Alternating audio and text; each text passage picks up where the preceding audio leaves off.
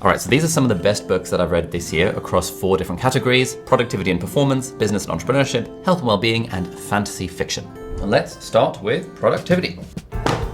All right, book number 1 is Getting Things Done: The Art of Stress-Free Productivity by David Allen. This is an absolute classic in the world of productivity. This is a book that I've read about 3 or 4 different times, and I reread it again this year because life has been pretty hectic this year with like getting married and moving country and trying to grow my business and growing my team and everything. And I realized that there were a bunch of fundamentals from this book that I'd picked up over the years, but it really helped having that refresher. And the book basically gives you a comprehensive system for capturing and organizing and actually executing on all of the different tasks and projects you need to do to move your life forward. I'll be honest, it's kind of a boring read. It's not that riveting, but there's a few really game-changing principles in here that if you read it, or you can listen to an Audible or whatever, if you actually apply them to your life with your own productivity system, then I think you'll get a lot of value out of this book. And it's one of those things that the principles you learn from this book, you'll genuinely use for the rest of your life.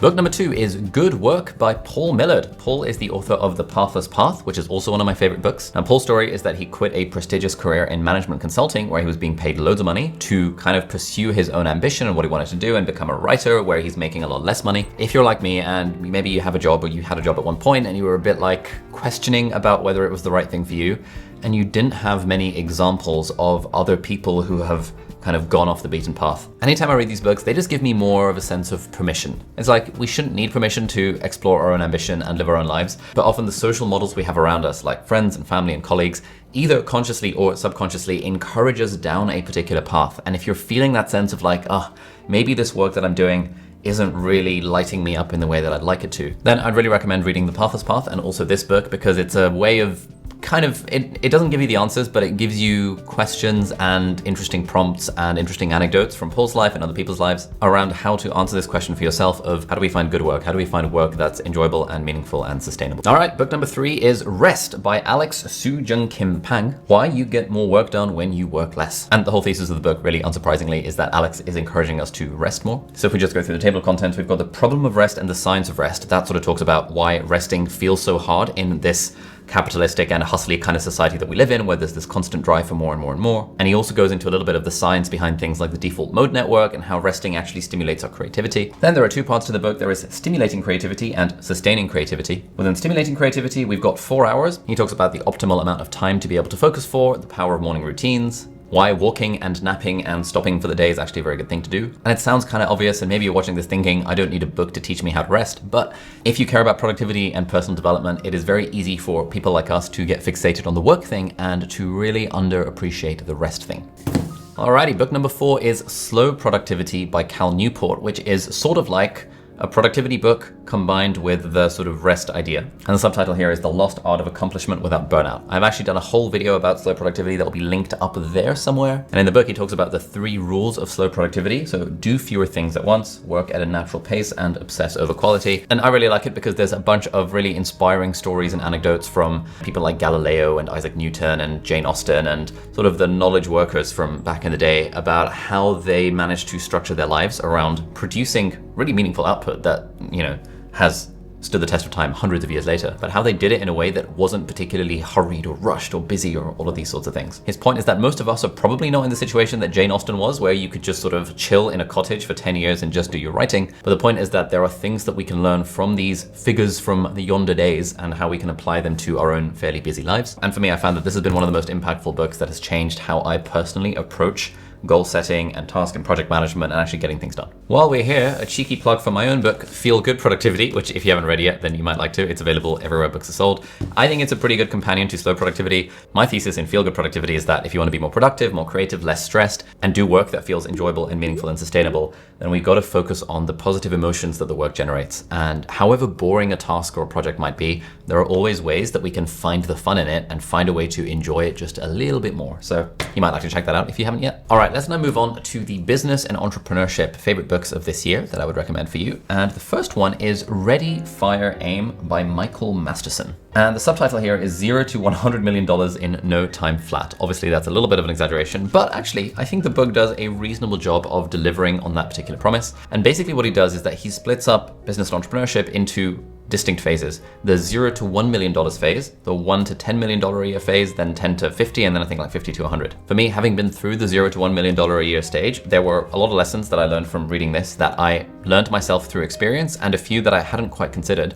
But now in our case, our business is between the $1 and $10 million a year mark. Like we do about $4, $5, $6 million a year in annual revenue, depending on the year, it fluctuates a little bit. And this book gave me some genuinely novel and very useful ideas on how to break that $10 million a year sort of business growth threshold. Now, if you do read and apply the insights from some of these books, you might find yourself making extra money, and then you may want to consider investing that money to grow your wealth over time, which is where Trading 212 comes in, who are very kindly sponsoring this video. Trading 212 is a fantastic app that I've been using for the last 4 years now that lets you invest in stocks and shares and funds with zero commissions, making it super accessible if you are just getting started. They've got all the basic features that you would expect in any kind of investing app, but one of the coolest features they've got is called pies. So think of a pie as your own custom investment portfolio. You can fill it with whatever investments you like, whether it's a handful of tech stocks, a range of index funds, or a mix of both. The auto invest feature then allows you to automate regular investments into your pie, which helps you steadily build your portfolio without constantly having to monitor the market. They've also introduced a new Trading 212 debit card, which integrates seamlessly with your Trading 212 Invest account and lets you earn 1.5% cash back on your everyday purchases. It supports 13 different currencies with no currency conversion fees. Plus, any uninvested cash in your account continues to earn compound interest. The card is also completely free. There are no sneaky fees or subscription plans. If any of that sounds good and you would like to try out Trading 212, then check out the link in the video description that will take you to this page where you'll be guided on how to sign up for an account, and you'll also get a free share worth up to £100. So thank you so much, Trading 212, for sponsoring this video, and let's get back to it. Book number 2 is a book that I have read many times on Kindle, and that is Traction by Gino Wickman. Traction is one of the books I've most recommended to other entrepreneurs running businesses. If you have a business that's got at least 3 people in it, then Traction, I would say, is pretty much essential reading. If you have a business that's less than 3 people in it, and maybe you're at an earlier stage or you haven't yet gotten started, I probably wouldn't recommend Traction because it's not quite for that particular stage of growth. But if you do have a business with more than 3 team members, then Traction is really good. It is like the ultimate operating system for running a business. Now in my business, we've been kind of going back and forth on like the Traction methodology versus not the Traction methodology for the last few years.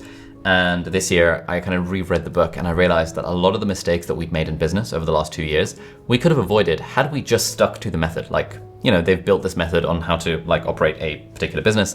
They've built it over decades with like hundreds and hundreds of businesses that are between like 3 and 100 plus people in size. And it's just like, it's just really good.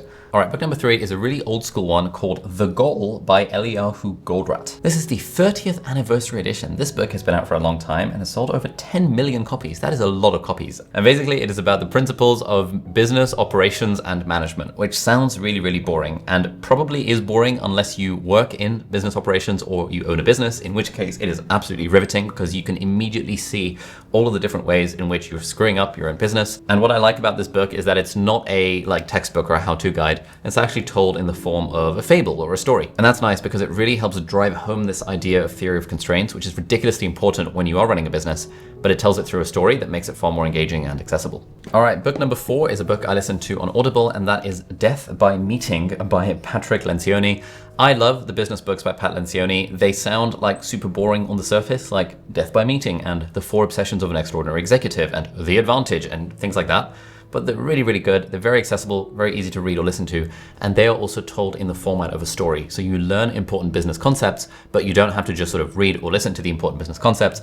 You listen or you read them in the format of a story, of a fable of a business owner and kind of the struggles they're having in their like manufacturing plant or marketing business or whatever the thing is. And through the story, he introduces the concepts, which I think is a super nice way to learn. And this book, Death by Meeting, I think is super interesting and required reading for anyone who either leads or attends meetings as part of your job. Book number 5 is $1 Million Weekend by Noah Kagan, the surprisingly simple way to launch a 7-figure business in 48 hours. Now, obviously, you're not going to make a 7-figure business in 48 hours, but you can absolutely launch a 7-figure business in just 48 hours. I speak to loads of people who want to start businesses, and basically none of them actually take action on it. Maybe if you wanted to start a business, you might have been thinking about it for a few months, maybe even a few years, maybe even a few decades, and you're probably waiting for the right idea, right? Because you got to find the right idea, otherwise what's the point? And like the market is saturated, and how will you know when you found the right idea? There's all of this procrastination that holds people back from actually launching their first thing. And what I love about this book is that it's really a step-by-step roadmap on how to actually just get started with the thing. He really encourages you to take action here.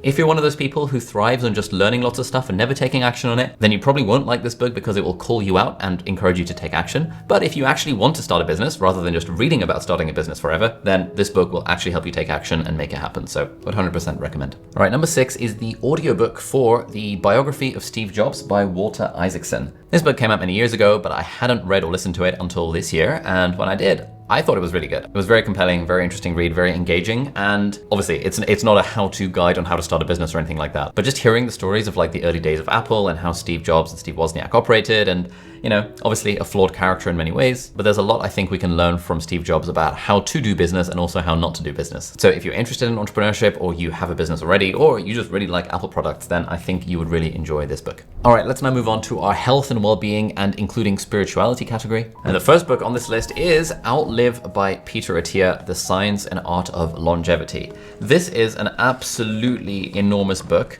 and it is also really, really, really good. I thought, I saw it. It arrived in the post and I was like, who's got time to read this shit? And I didn't make the time to read it. I actually made the time to listen to it on Audible. And all the way through, I was just like, damn. A, the information is really good, and B, just the way that he writes it is also just really good and really engaging. I'm gonna read this thing at the start. In his mid-30s, prominent longevity expert Dr. Peter Attia was a marathon swimmer crossing ocean passages like the Catalina Channel. But as he discovered, he was also surprisingly unhealthy and on the path to early death from heart disease. This knowledge launched him on a quest to understand longevity, how and why we die, and how we can delay or even prevent the chronic diseases that kill most people, including heart disease, cancer, Alzheimer's disease, and type 2 diabetes. This is not biohacking, it's a strategic and science-based approach to extending lifespan while also improving our physical, cognitive, and emotional health. Dr. Attia's aim is less to tell you what to do and more to help you learn how to think about long-term health in order to create the best plan for you as an individual. I turned 30 this year and got married, and my wife is currently pregnant with our first child. And so really for the first time in my life, I'm starting to think about how to help ensure or maximize my chances of living a long and crucially healthy life. Because, especially, being a former doctor, as some of you might know, I spent some time working in the geriatric medicine ward, the care of the elderly ward, and also knowing various older family members. There are people who age healthily, and then there are people who age unhealthily. And the people who age unhealthily generally have a way less good quality of life than the people who age healthily. There's not much we can do about aging itself, at least for now, but there is a lot that we can do to set ourselves up to be able to walk around and not get out of breath climbing up the stairs, and be able to carry the shopping baskets, and be able to potentially even go on a long hike without feeling like we're going to collapse. All of that kind of stuff is the stuff that he touches on in the book. And if you're interested in not just how to live longer, but also how to live healthier as well, not just in physical health, but also in terms of cognitive and emotional health, I think you will get a lot of value from this wonderful book. Book number 2, we have The Power of Now, A Guide to Spiritual Enlightenment by Eckhart Tolle. This is good stuff. There's some good shit in here. It's really, really hard to describe this. If you are into spirituality, then you will get a lot from this. If you are not yet into spirituality, then you probably won't. But it might be a good gateway drug into it. Back in the day when I wasn't into spirituality, I tried reading this because I heard loads of people recommending it, and I just did not get it. And then, I started meditating, I did an ayahuasca retreat, I got more into the spirituality stuff. I actually preferred, as a gateway drug, books like The Surrender Experiment by Michael Singer and A New Earth by Eckhart Tolle. But then earlier this year, I reread The Power of Now, and it's sort of like the classic in this, the classic pop spirituality book. And all the way through, I was like, okay, nice. I now get it. If you don't get the world of spirituality, try reading The Surrender Experiment. That's usually my first sort of gateway drug for people who are sort of like me, or sort of a bit high achieving-y type people. The Surrender Experiment is a really good gateway drug. To make the journey into the power of now, we will need to leave our analytical mind and its false created self, the ego, behind. From the very first page of this extraordinary book, we move rapidly into a significantly higher altitude where we breathe a lighter air. We become connected to the indestructible essence of our being, the eternal, ever-present one life beyond the myriad forms of life that are subject to birth and death. I met a guy last year who, when he was he was telling me the story of when he was 19, he'd been clinically depressed for 5 years, to the point of having had multiple suicide attempts and felt like he was on the verge of ending his life. And then a friend of his recommended this book, The Power of Now. And he said that reading this book literally cured his depression and made him realize that life was in fact worth living, and he hasn't had a suicidal thought ever since. Obviously, that is just an anecdotal example, and obviously I'm not saying that if you are depressed right now, this book is magically going to cure your depression or whatever. But I think it's an interesting story. It's an interesting anecdote. And weirdly, there's quite a few reviews of this book where people have those sorts of life-changing experiences. I did not personally have a life-changing experience from reading the book, but I know at least a handful of people who have in various ways, including this guy whose depression was allegedly magically cured by just reading the book. So if any of that sounds interesting, it might be worth checking out. All right, book number 3 is The Anxious Generation by Jonathan Haidt, How the Great Rewiring of Childhood is Causing an Epidemic of Mental Illness. I absolutely love this book. It explained a lot of stuff around experiences that I've had and experiences that my friends have had. I was born in 1994, so that technically makes me a millennial, but I am friends with a lot of people in Gen Z, who I think is 1997 plus, and I work with a lot of people who are in Gen Z, 1997 plus. And there really does seem to be this sort of epidemic of mental illness, in particular among Gen Z, and that's not just conjecture. Jonathan Haidt cites he's a sociologist, I think, and he cites a bunch of studies across loads of different countries that show that there was this sort of massive spikes in reported levels of depression, anxiety, and various mental illnesses amongst the people who were born after 1997. He argues compellingly that this is not just a case of mental illness being destigmatized. That is often a thing people say that, the reason that these kids are anxious is either the world is falling apart, so of course they're going to be anxious. Or secondly, that, hey, we've destigmatized mental illness and therefore, people had mental illness all along, they just weren't open about it, but now Gen Z are more open about it for various reasons. But on both of those points, Jonathan Haidt kind of refutes that, I think, in a pretty convincing way. And he basically argues that this epidemic of mental illness can basically be traced down to a handful of major things. The primary culprit being social media and the various negative impacts that things like Instagram have had on teenage boys and girls. I'm just going to read out the summary of the introduction because I think this is good stuff. In sum, between 2010 and 2015, the social lives of American teens moved largely onto smartphones with continuous access to social media, online video games, and other internet-based activities. This great rewiring of childhood, I argue, is the single largest reason for the tidal wave of adolescent mental illness that began in the early 2010s. The first generation of Americans who went through puberty with smartphones and the entire internet in their hands became more anxious, depressed, self-harming, and suicidal. We now call that generation Gen Z, in contrast to the millennial generation, which had largely finished puberty when the great rewiring began in 2010. The tidal wave of anxiety, depression, and self-harm hit girls harder than boys, and it hit preteen girls hardest of all. This increase in suffering was not limited to the United States. The same pattern is seen at roughly the same time amongst teens in the UK, Canada, and other major Anglosphere countries, and also in the 5 Nordic nations. Feelings of alienation in school rose after 2012 across the Western world. Data is less abundant in non-Western nations, admittedly, and the patterns there are less clear. No other theory has been able to explain why rates of anxiety and depression surged among adolescents in so many countries at the same time and in the same way. Other factors, of course, contribute to poor mental health, but the unprecedented rise between 2010 and 2015 cannot be explained by the global financial crisis, nor by any set of events that happened in the US or in any other particular country. And there's a bunch of super interesting stuff there that if you are interested in this topic, if you know people who are suffering from mental health issues, or you have kids, or you interact with social media in any way, shape, or form, I think there's some really, really, really interesting stuff in this book that you might like to check out. All right, book number 4 is a spirituality book by Jed McKenna, who is a pseudonym actually, called Spiritual Enlightenment, The Damnedest Thing. I have read various books about spirituality and spiritual enlightenment and stuff over the years, have not yet achieved the state of spiritual enlightenment, unfortunately, but I thought this was quite a nice. At least I really liked Jed McKenna's sort of teaching style in this book.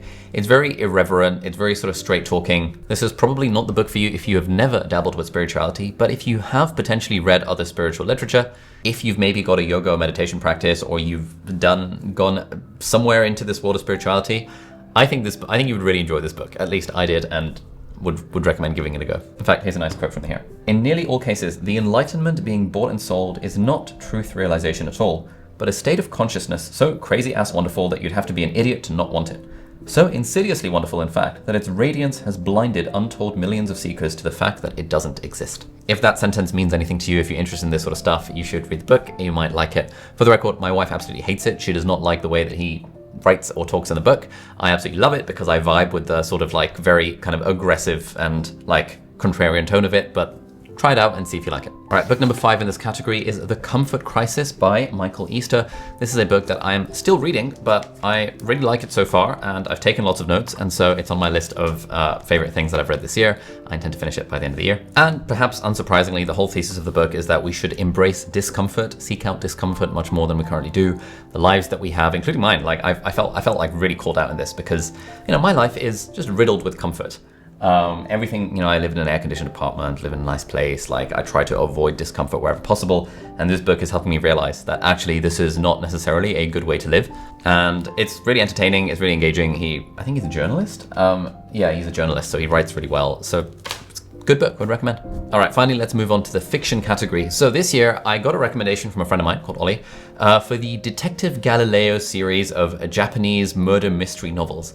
And I read the first 2 books in that series, and I'm currently reading the 3rd, and they're really, really, really good. The first one is called The Devotion of Suspect X. I read it on Kindle. This is a series of murder mystery books by Japanese author Keigo Higashino. I think this is a translation. Is it a translation? I don't know, maybe not, can't remember. Either way, it's really good. The first book that I read in the series is The Devotion of Suspect X, which is, think of it like a murder mystery meets like physics and maths, like a physics teacher and a maths teacher who are both like geniuses are involved in this like murder mystery type situation, which is good shit. Like, I don't want to say any more because like, I don't want to give the plot away, but I've recommended this to so many people, and people, like a couple of people I recommended it to, have come back to me being like, holy shit, that was a really, really, really good book. And secondly, of course, this year I read a bunch of books by Brandon Sanderson, who's my favorite fiction author of all time.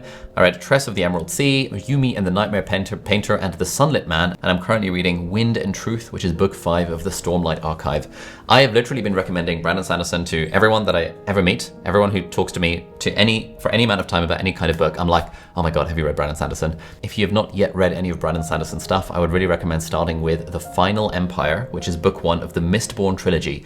I made a video about this back in like 2017. The Mistborn series is a good introduction to the Cosmere, the world of Brandon Sanderson, and it's cool because it's sort of like the Marvel Cinematic Universe, or at least back in the day, like pre-Avengers Endgame, where like there's all these different characters in all these different books, and they're like all part of the same universe, and some of them like interact with each other and stuff in like really cool ways. I've been absolutely obsessed with Brandon Sanderson for the last like 8 years now, and I don't see that changing in the near future.